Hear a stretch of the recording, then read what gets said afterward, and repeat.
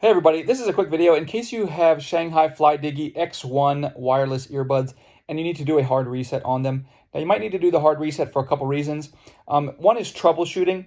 If they are not connecting to Bluetooth, or if they keep disconnecting, or if you're getting sound out of only the left ear or the right ear, this is a good troubleshooting step.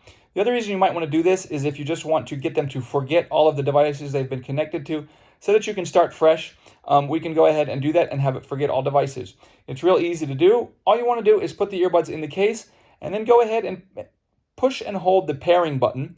And you're just going to push and hold the pairing button for 15 seconds and you'll see that the light will start to flash red. You're going to keep holding it, and after a few more seconds it will start to flash blue and red. That indicates that the reset is complete. You can go ahead and take your earbuds out of the case, and then you can repair them with whatever device you like as though they were a new set of earbuds. Thanks a lot for watching. Have a great day.